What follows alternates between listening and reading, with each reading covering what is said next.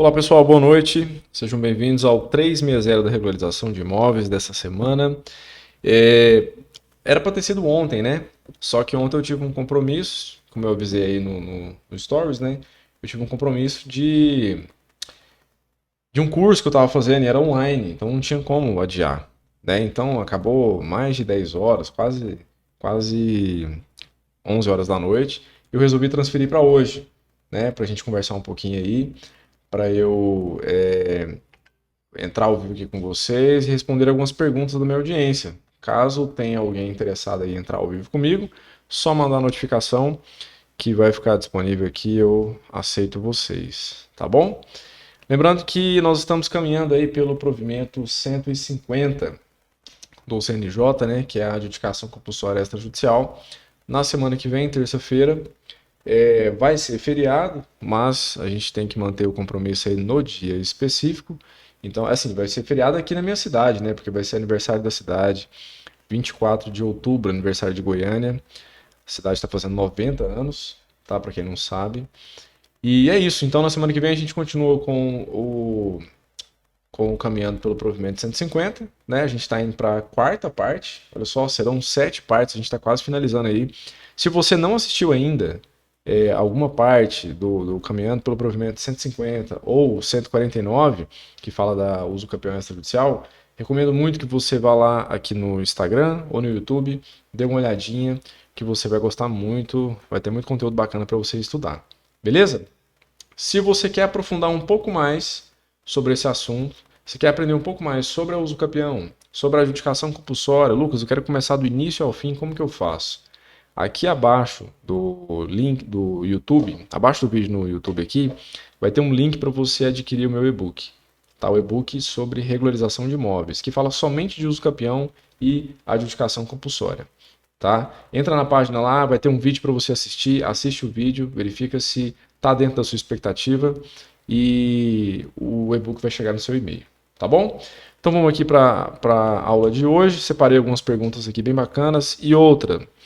Eu separei perguntas de locais diferentes, tá? Eu estava pegando só do YouTube, então eu peguei hoje do WhatsApp e também do meu site. Para quem não sabe, eu tenho um site. Se quiser entrar aqui no link da bio no Instagram, tem um site lá que você consegue mandar um recadinho para mim e eu consigo responder vocês por e-mail, tá bom?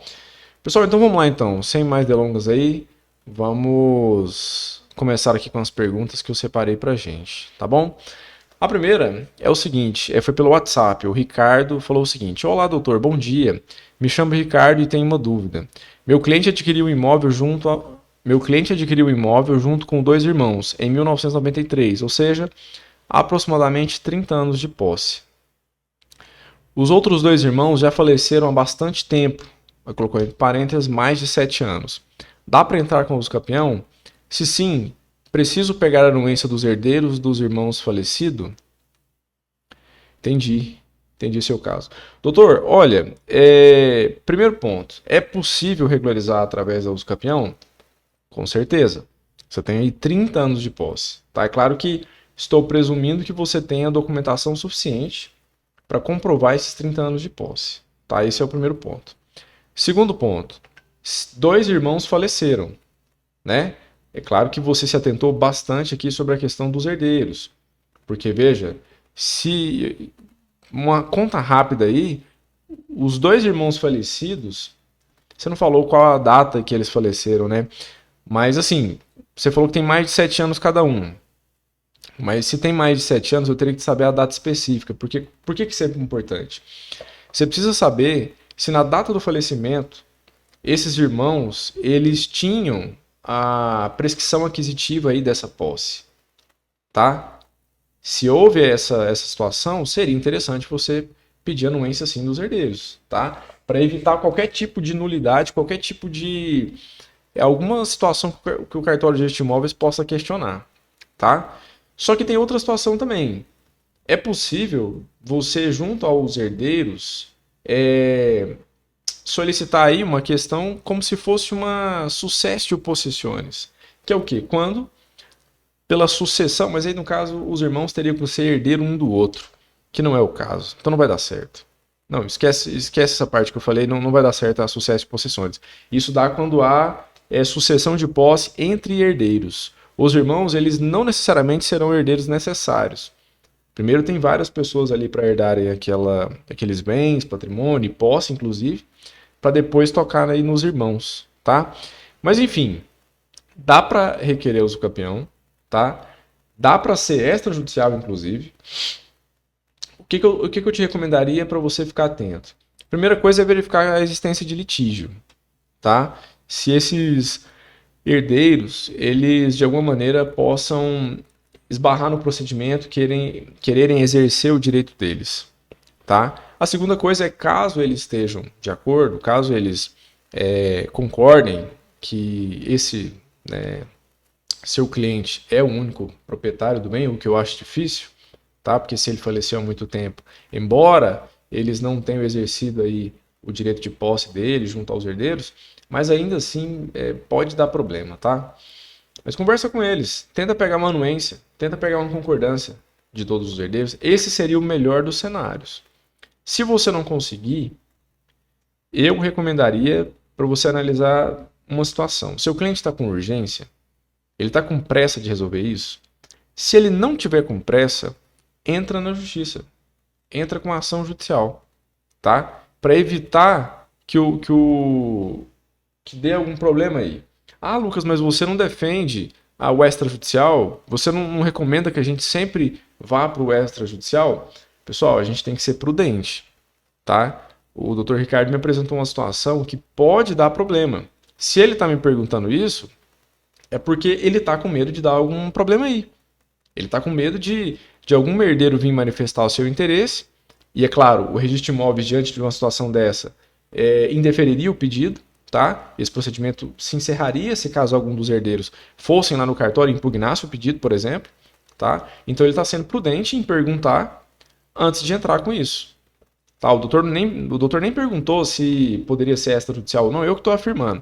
Dá para ser, só que eu recomendaria que você fizesse judicial, caso você não consiga essa anuência dos herdeiros aí, tá bom?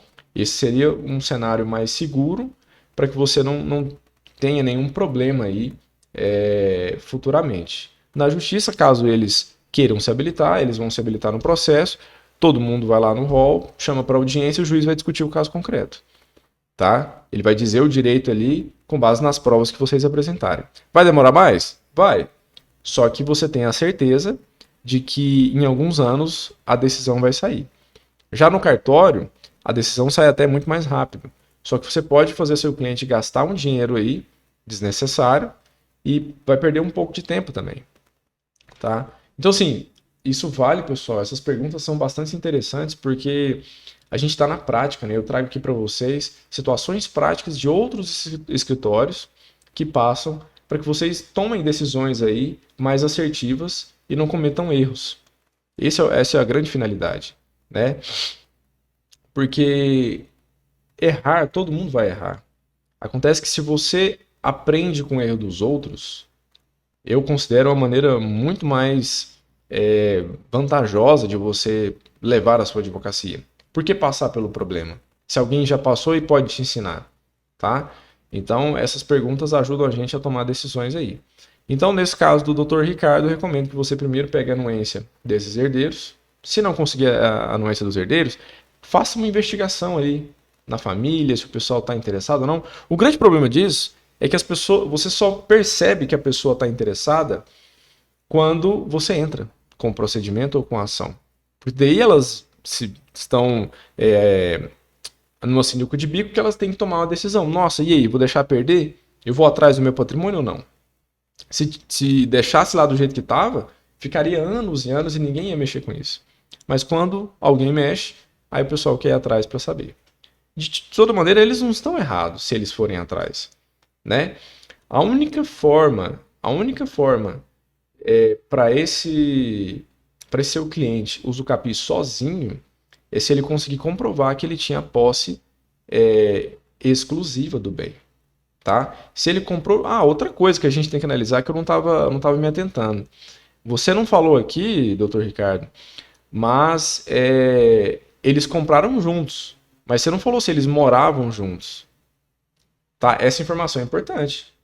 Essa informação é importante. Eles moraram esse tempo aí? Quanto tempo eles moraram lá?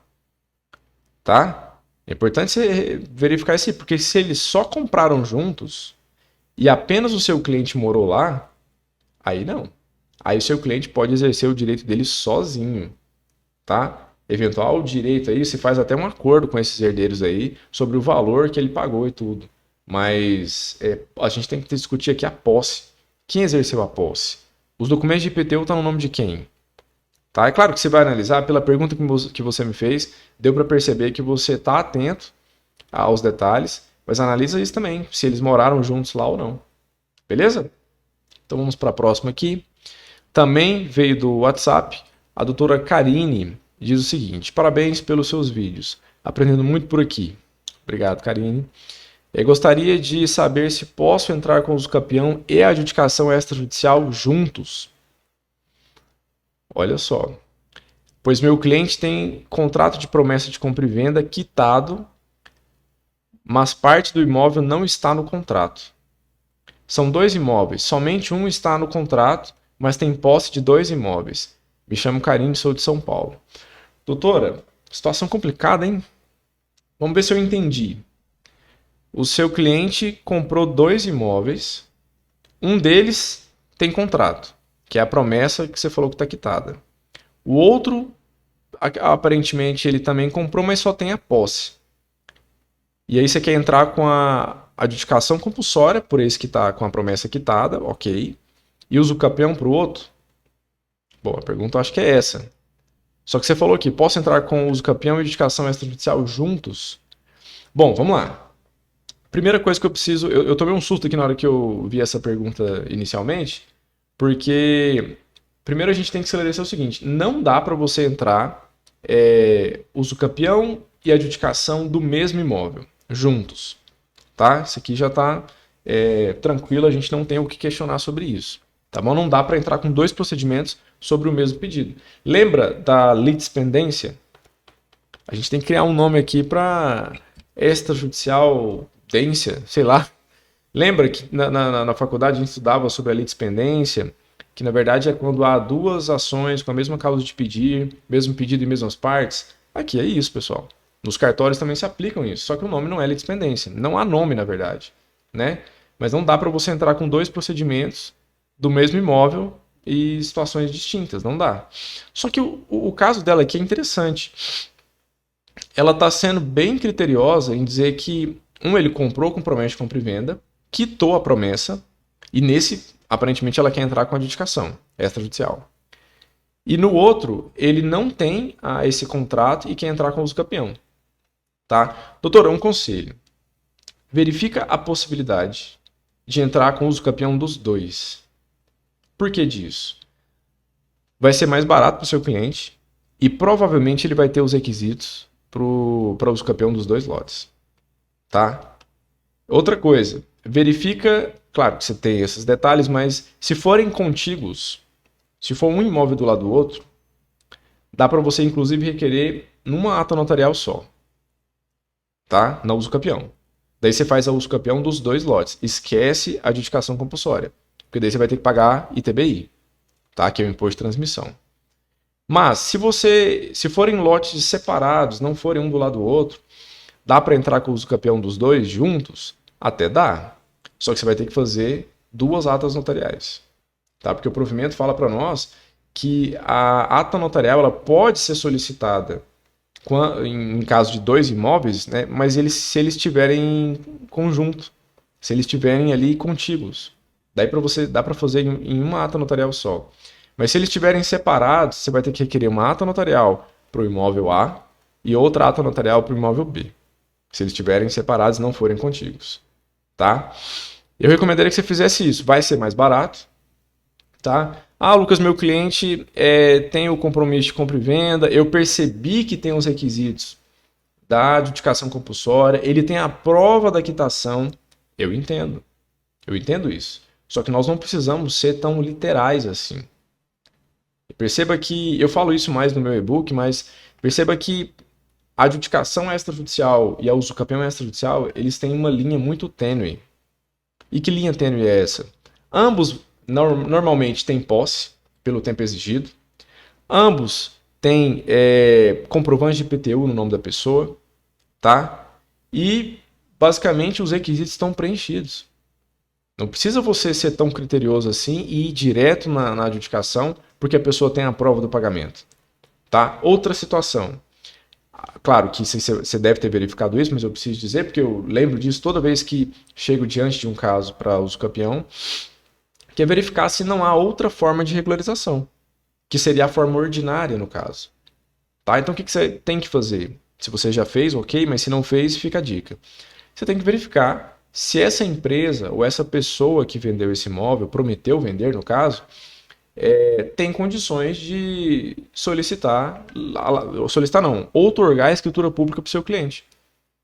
Tá? Se tem condições da pessoa fazer a escritura pública, não tem por que você requerer uma regularização derivada. Tá? Se tem ali a forma de você lavrar a escritura, a pessoa está viva ou a empresa está ativa, se é uma imobiliária, se é um loteamento, se você tem condições de achar esses sócios, achar os representantes da empresa, primeiro você tem que fazer isso. E isso vai ser ótimo para o seu cliente, porque vai resolver muito mais rapidamente. Tá? Resolve aí em 2 semanas, para você, se você conseguir a outorga da escritura pública, né? A gente tem que partir para uso campeão e para adjudicação só quando não comportar outro tipo de regularização. Tá? Considerando que você já fez isso, a gente precisa se atentar. Vai requerer uso campeão ou adjudicação? Uso campeão é mais barato. Tá? Se preenche os requisitos da uso campeão, a minha dica é que você entre com a uso campeão dos dois. Se eles forem contíguos, melhor ainda. Daí você faz uma ata notarial só, solicita uma ata notarial só, requer o procedimento e vai dar tudo certo. Tá? Junta o contrato de promessa de compra e venda como é justo título. Ah, mas eu não tenho o justo título do outro lote. Beleza. Aí a gente vai ter que esbarrar na posse de mais de 15 anos. Aí você tem que ver. Você não falou aqui, né? Não falou. Tem que ver o tempo de posse. Tem mais de 15? Ok. Ah, não tem mais de 15, mas construiu no imóvel, fez dele moradia, reduz para 10. Beleza? Que aí seria a extraordinária com prazo reduzido, sem justo título. Mas do outro lote você tem justo título. Tá? E aí você apresenta isso tudo. Dá para fazer num pedido só? No meu entendimento, sim. Tá? Nunca me deparei com uma situação dessa. Nunca me deparei. Mas no seu pedido você vai explicar que você tem justo título, trata-se de 2 lotes. Tá? E aí o outro você não tem. Troca uma ideia com o cartório. Tá? Liga lá no cartório. Você falou aqui de onde é? É São Paulo. São Paulo é criterioso, tá? São Paulo são bastante criteriosos. Dá uma ligadinha no cartório. Pergunta essa informação, porque isso é muito técnico. Isso é muito específico lá do cartório, tá? Se pode ser um procedimento ou 2. Mas o meu entendimento poderia ser só um, tá bom? Dr. Paulo está ao vivo aqui com a gente, aluno da mentoria. Boa noite, doutor, tudo bem? Se o doutor quiser entrar ao vivo aí, doutor, pode mandar a solicitação que a gente abre aqui para algumas perguntas, tá? Eu estou lendo algumas perguntas aqui, mas caso o doutor queira entrar, fique à vontade aí. Vamos seguindo aqui então. Respondido então, Karine? Espero que te oriente aí e dê tudo certo aí no seu caso. Essa aqui foi do YouTube, o Dr. Paulo. Ó, seu xará aqui. Falou o seguinte: olá, doutor, admiro muito seu trabalho. Quanto tempo dura uma adjudicação compulsória extrajudicial? Doutor, pergunta interessante, né? Não consigo trazer com muita precisão essa resposta, porque vai depender de alguns fatores. Mas é rápido, tá? Deixa eu te falar aqui o trâmite, basicamente, bem rapidamente, né? Porque podem ser outros, podem ter vários desdobramentos, mas a primeira coisa que você tem que apresentar o contrato, né? O título ali que gerou aquela adjudicação, uma promessa de permuta, contrato ali que você fez, o contrato preliminar. Tem que apresentar a ata notarial, então isso já tem que considerar que você já solicitou a ata lá no tabelionato de notas. Tem que apresentar o seu requerimento, que é a petição inicial, né? O provimento chama de requerimento, mas na verdade é uma petição inicial, ok? E depois disso, Lucas, eu preciso recolher o ITBI antes de apresentar lá no cartório? Jamais. E se a adjudicação der errado? E se o cartorário afastar esse pedido de adjudicação? Você perdeu, o seu cliente perdeu aí o ITBI. Então o ITBI você paga somente quando a decisão for deferida da adjudicação. Se ela for deferida, ok, o cartorário vai te intimar para que você proceda aí o pagamento do ITBI. Recolha lá junto ó, ao município, né, e apresente o comprovante para ele. Tá? Então, assim, o que pode demorar na adjudicação são as famosas notificações, tá? As notificações que demoram. Doutor Ramon, fala meu amigo, como é que tá? Tudo bem? Doutor Ramon, grande amigo aí que eu adquiri na pós-graduação. A gente conversava muito aí na pós. Muito bom te ver aqui, Ramon. Tá sumido, cara? Como é que tá Caldas aí? Só nas águas quentes. Pessoal, a Caldas Novas é uma cidade aqui do interior, para quem não conhece, que é bem famosa do ponto de vista turístico aqui. E o Ramon é de lá. Domina aquela cidade lá. Então, pessoal, é isso. O que pode demorar aí na adjudicação são as notificações, tá? Se tem alguma parte ali que você precisa notificar e você ou demora na apresentação desses documentos, né, do endereço, ou a pessoa você não consegue localizar a pessoa, é preciso que você solicite o edital, mas você tem que esgotar a tentativa de localizar aquela pessoa. A primeira pessoa que a gente tem que ter em mente aqui é quem poderia outorgar a escritura pública. Então, um proprietário tabular, digamos assim, né? Ramon tá falando que cidade fantástica. Pois é, daqui uns dias eu tô indo para aí. Vou te dar uma ligada aí pra gente encontrar aí, beleza? Pra gente trocar uma ideia aí. Vou com a minha família para ir, passar uns dias aí eu te falo. Pessoal, então assim, o que pode demorar na adjudicação são as notificações. Se você se atentar às notificações e aprender como que funciona para driblar essas notificações aí e poder fazer ela de forma mais rápida, perfeito. Você não vai ter problemas aí. E essa adjudicação ela pode inclusive sair com 3 meses, 4 meses, tá? É rápido, a adjudicação é muito rápido. O problema da adjudicação, assim, não é problema, mas eu vejo que ela não vai vingar.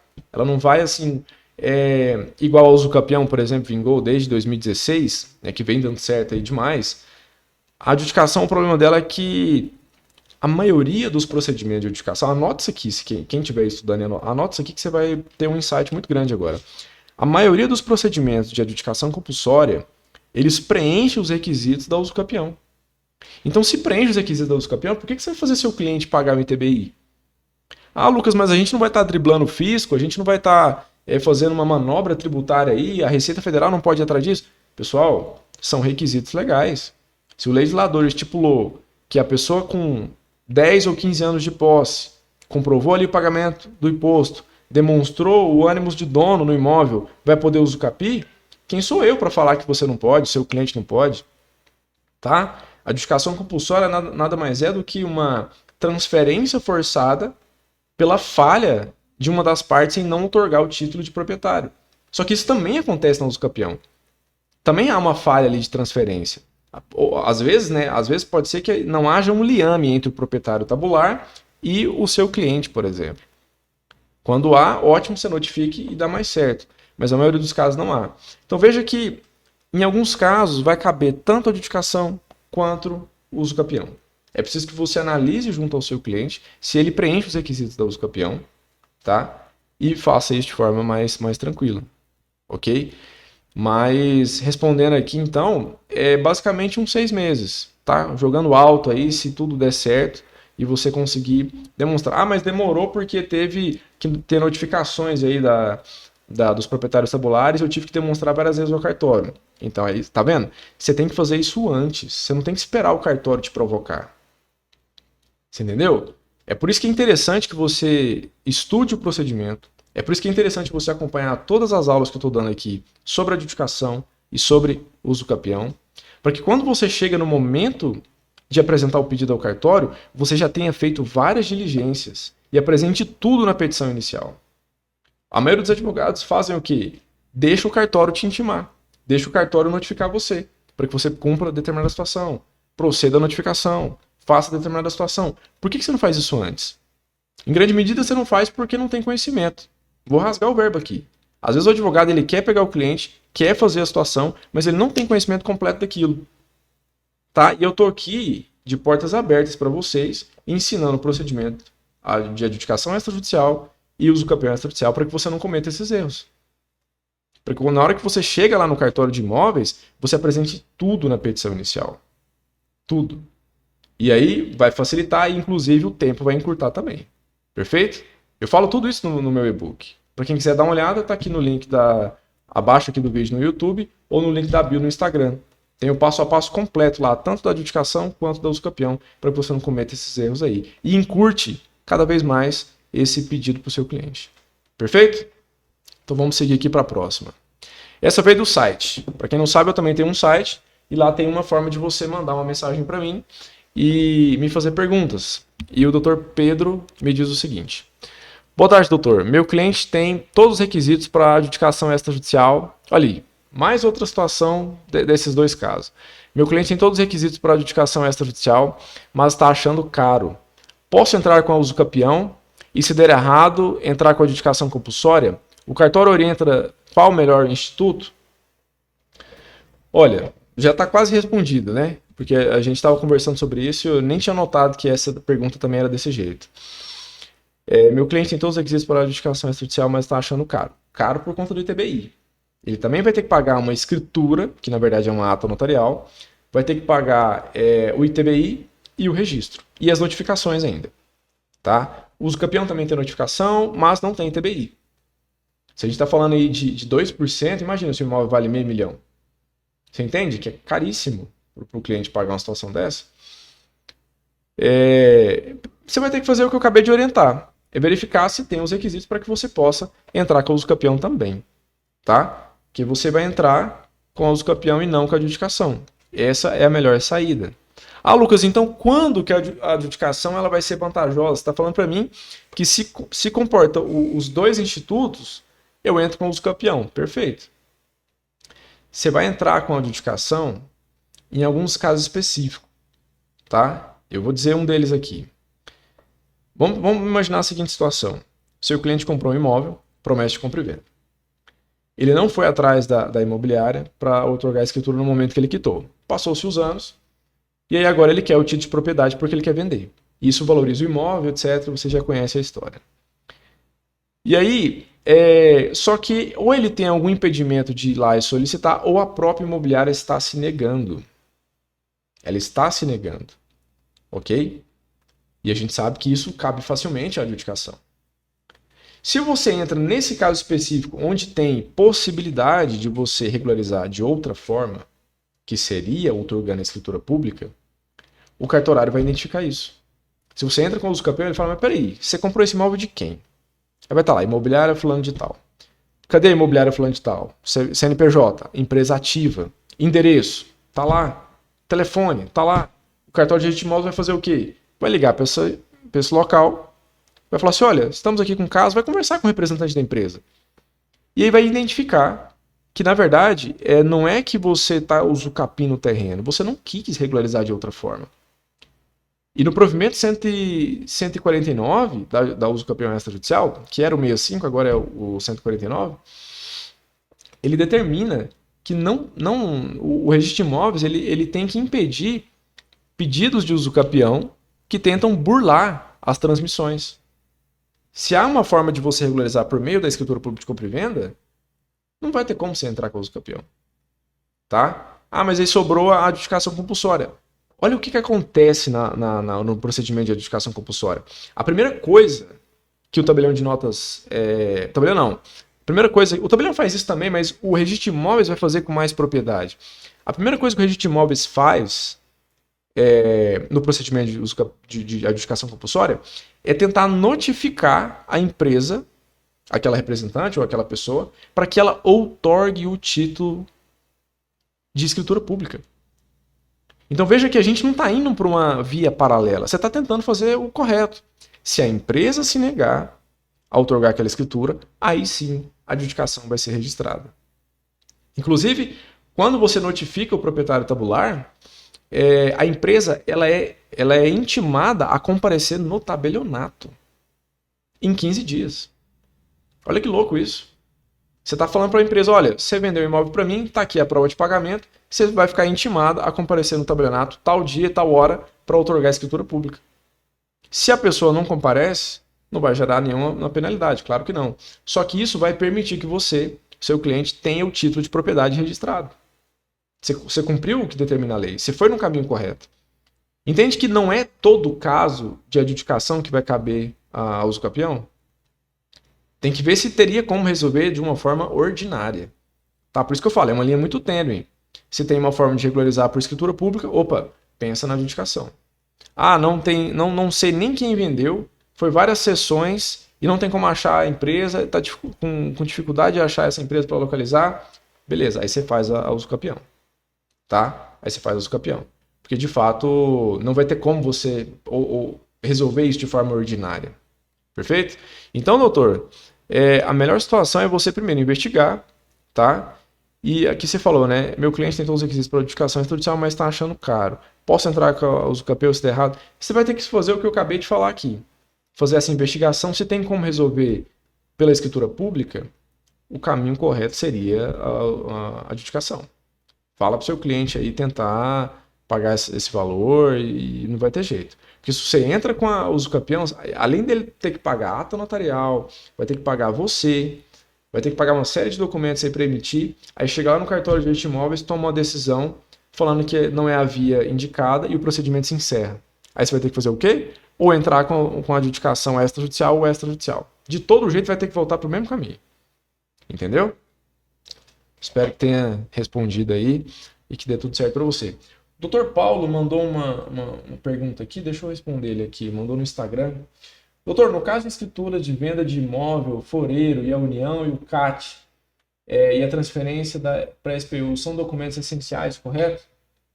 Porém, na uso capião não procede, correto? Doutor, nesse caso, na uso capião você não vai precisar de nenhum desses documentos. Tá? Escritura de venda de imóvel, foreiro, CAT. Doutor, se não é imóvel de domínio da União, não há necessidade de você apresentar esses documentos, tá? Se tiver a posse comprovada, se o seu cliente tem a posse comprovada de mais aí de 15 anos, daria para você entrar com o uso capião, sim. É isso mesmo que você está perguntando, né? A escritura que gerou o registro que está lá na matrícula como proprietário tabular, correto? Porque eu não sei se você está tentando resolver de forma ordinária esse pedido. Esse caso é aquele que você me contou na mentoria? Que você estava tentando providenciar uma regularização, só que você descobriu que era imóvel foreiro, é esse? Isso são muitas situações específicas para analisar, doutor, mas assim, em regra, via de regra, na uso capião a gente tem a exigência de menos documentações, tá? Para a via ordinária, para regularização de transferência, por exemplo, tem uma série de documentações que a gente teria que providenciar. A uso capião, ela diminui as documentações que a gente tem que providenciar. Se quiser me explicar, se quiser entrar ao vivo aqui, doutor, para falar esse caso seu aí, quer entrar ao vivo aqui, doutor? Entra aí. Manda a notificação aí, vamos conversar sobre esse caso. Pelo que eu entendi, daria para você fazer uso capião. Deixa eu te mandar as notificações aqui. Pra você entrar e você me explica esse caso aí. Dr. Paulo, pessoal, é aluno da mentoria. Ele fez uma mentoria comigo sobre uso capião, inventário e adjudicação. Inclusive, a gente tem um encontro ainda para poder terminar. Doutor, recebeu aí a notificação? Só o senhor aceitar aí a notificação, o senhor entra ao vivo aqui. Ver se o doutor vai querer entrar. Senão a gente continua aqui com as outras perguntas. Tem mais uma aqui ainda pra gente responder.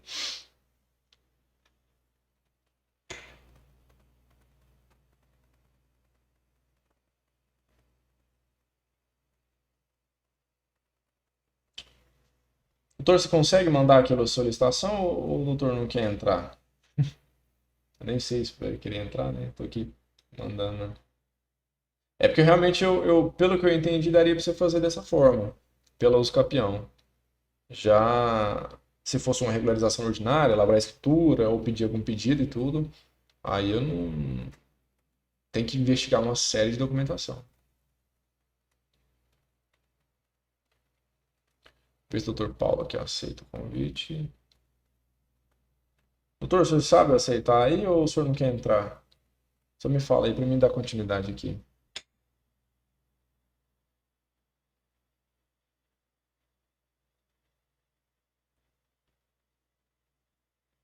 Ah, o doutor falou que vai entrar. Você consegue mandar para mim a solicitação? Acho que ele mandou agora. Ah, e agora deu certo.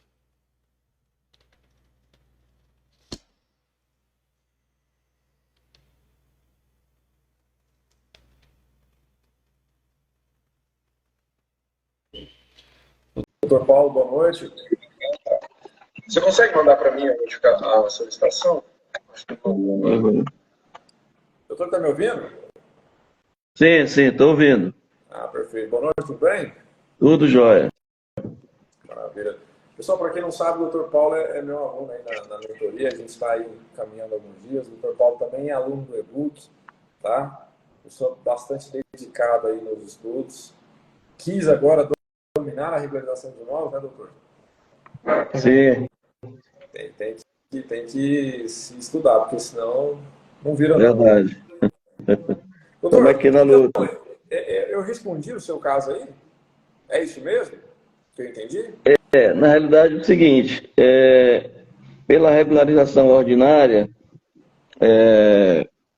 eu procurei os órgãos no caso a SPU, né, da Receita Federal, para verificar essa questão do laudêmio, né, porque aqui o terreno é Fureira União. Entendeu? Ele é terreno de marinha? Terreno de Marinha.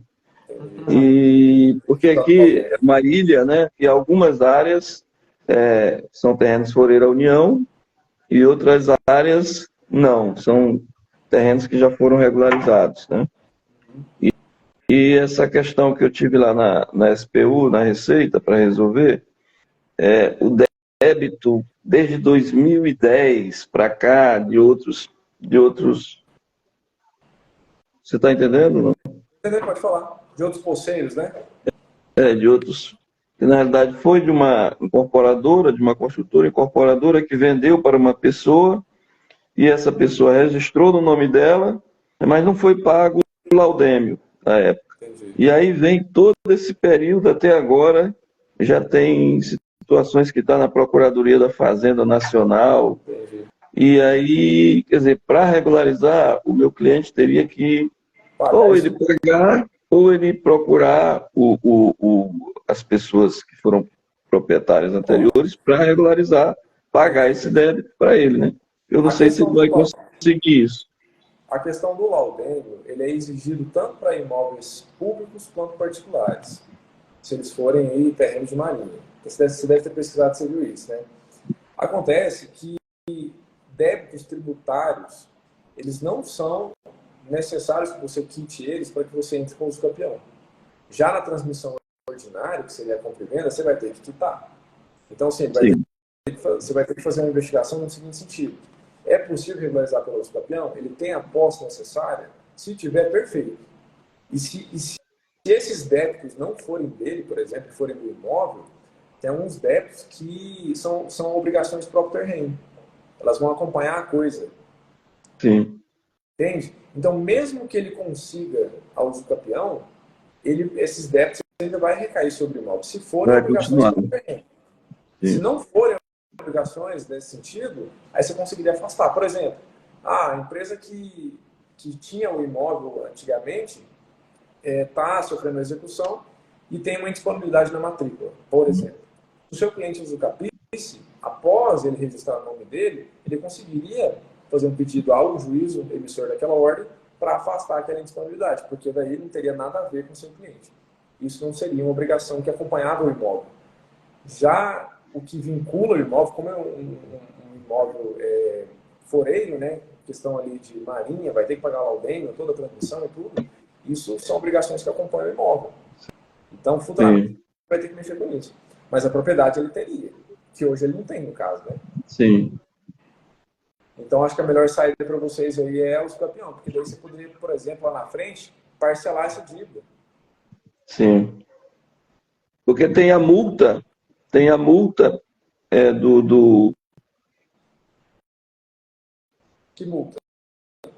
A multa por não ter regularizado a época? Por não ter regularizado a época.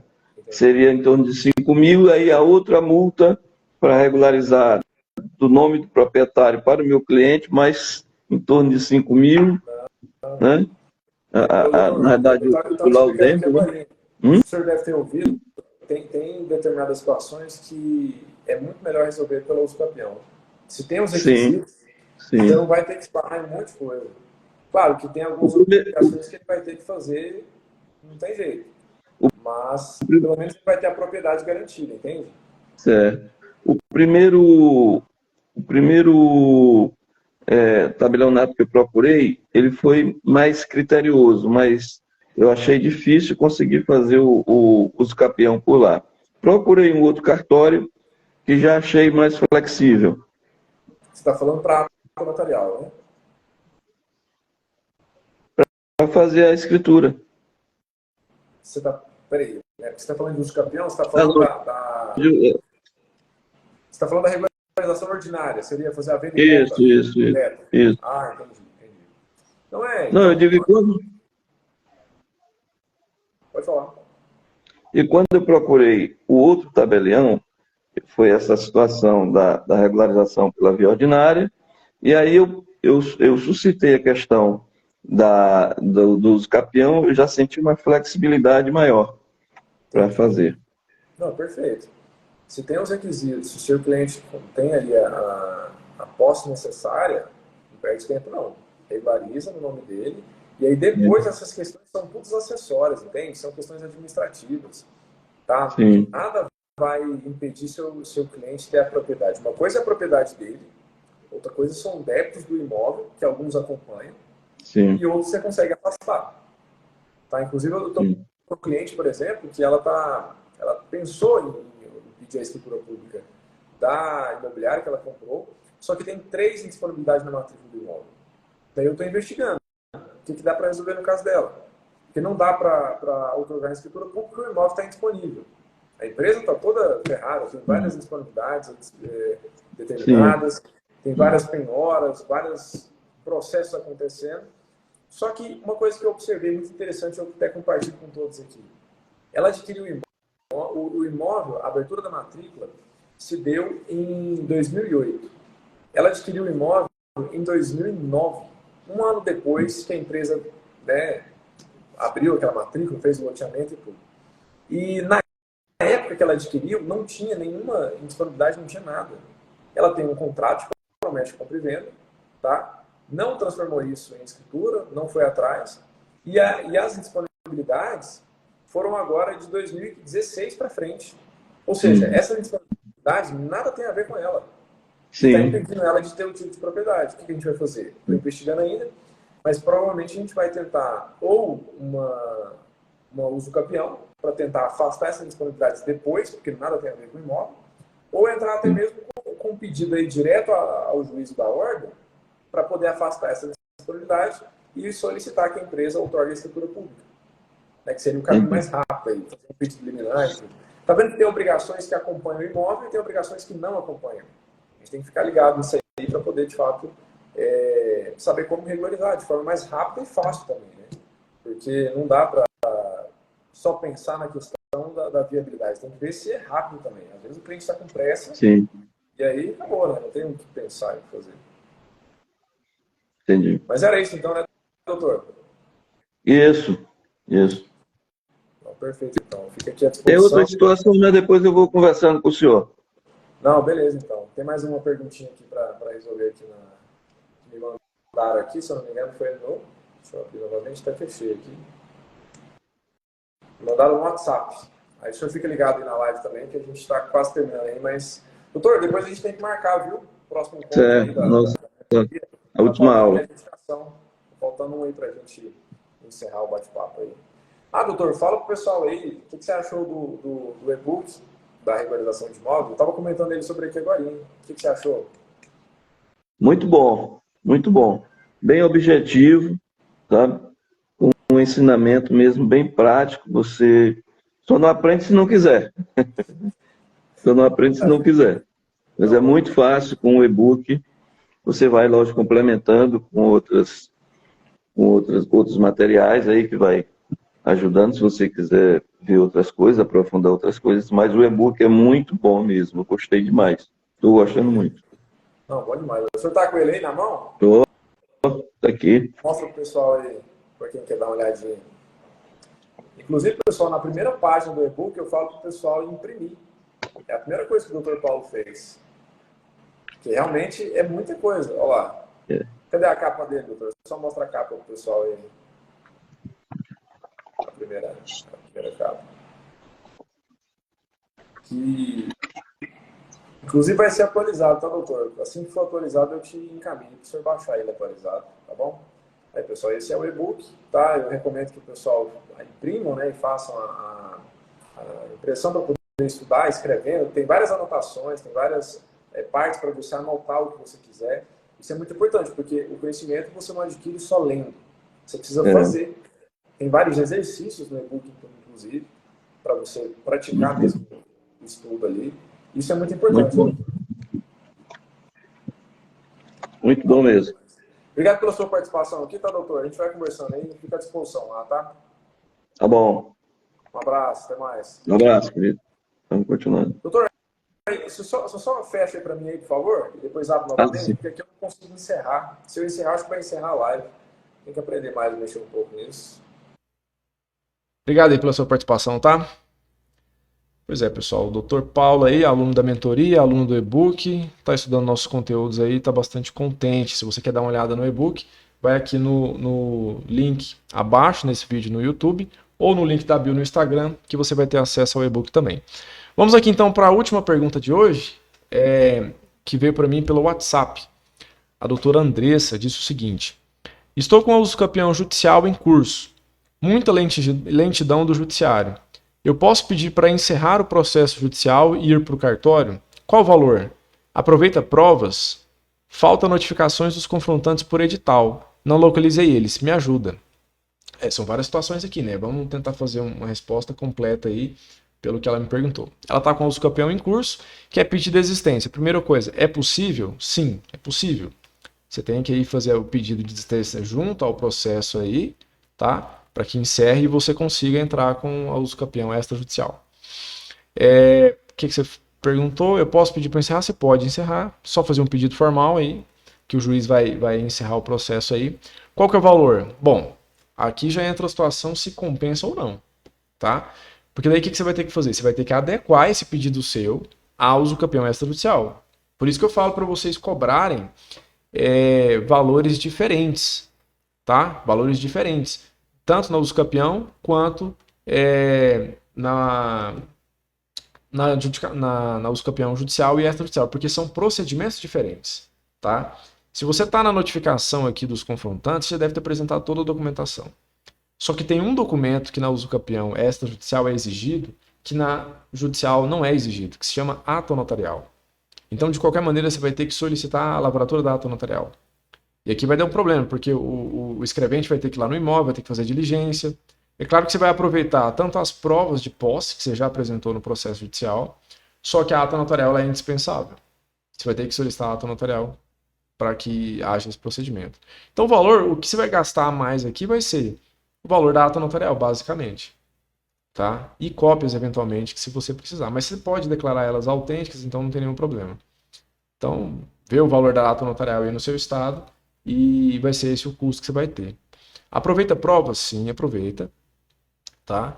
Se você não localizou os confrontantes, você vai ter que demonstrar isso para o oficial de registro, que tentou localizá-los e não conseguiu. Novamente, mas eu já fiz isso judicialmente. Você pode juntar os comprovantes ali. Não tive nenhuma situação dessa prática que eu passei, mas o que eu faria? Eu provaria novamente que fiz as tentativas para ele, para o oficial de registro. Eu não juntaria só o documento do juiz deferindo... tem que ver se o juiz deferiu o edital, né? Você falou que falta notificação dos confrontantes por edital. Você só falou que falta. Você não me disse se o juiz deferiu o edital e se você tentou as outras tentativas, né? Até culminar no edital. Então, se você tentou e o juiz deferiu o edital, você junta que você tentou vários endereços ali e não localizou, né? Agora, se você não tentou essas notificações, você vai ter que tentar novamente no cartório, tá bom? Pessoal, acabou que eu pulei algumas perguntas aqui. Eu falei que só tinha mais de uma, mas não, tem outras aqui. Deixa eu ver aqui. A doutora Beatriz no YouTube mandou o seguinte: Boa noite, doutor. Quanto posso cobrar para fazer uso campeão extrajudicial? Será a minha primeira e estou aprendendo muito por aqui. Vou seguir suas dicas. Doutora, a primeira coisa é que você tem que ver o seguinte: analise o trabalho que vai dar. Primeira coisa, tá? Analise posse, não defina honorários de primeira. Não faça isso. Analise posse, analise se tem possibilidade de litígio, se realmente vai ser extrajudicial, tá? O valor do imóvel é um parâmetro muito interessante, que eu geralmente sempre utilizo, tá? Em torno aí de 5 a 10% do imóvel. Valor venal ali fiscal, né? Não é valor de mercado, é valor venal. Consta no IPTU. Mas é um parâmetro que você pode utilizar, tá? Uma porcentagem em cima do valor que o imóvel vale. Um parâmetro também é a tabela da OAB do seu estado. Pra você ter uma noção, aqui no estado de Goiás, o valor mínimo para uso campeão aqui é 8 mil e pouquinho, que é um valor considerável, não é um valor ruim não, tá? Para um imóvel só. É claro que você vai ter que sopesar de acordo com o trabalho que vai dar e também com a capacidade financeira do seu cliente. Não adianta nada você pegar um imóvel aí de meio milhão e querer cobrar 80 mil, 50 mil, o cliente não vai fechar, né? É muito provável que ele não vai ter condição de pagar isso para você. Então você tem que sopesar o trabalho que vai dar, o que você consegue delegar para outras pessoas fazerem ou não, dependendo se você tiver equipe, né? E também uma porcentagem ali do valor fiscal do imóvel, um parâmetro que você pode utilizar. E usa a tabela da OAB também como parâmetro, né? Geralmente as tabelas da OAB dos estados trazem valores mínimos para que você cobre um percentual mínimo. Aqui no estado de Goiás é 8 mil e pouquinho mínimo. E tem um percentual máximo de 10% do valor do imóvel. Então eu aqui no meu escritório, eu cobro de 5 a 10% desse valor. Ah, mas você cobra abaixo da tabela? Pessoal, não tem jeito. Tem hora que você tem que fazer uma negociação com o seu cliente, porque senão você não fecha. Se você for muito criterioso em fechar somente na porcentagem que você acha que é certo, sinto muito, mas você não vai fechar muitos contratos, não.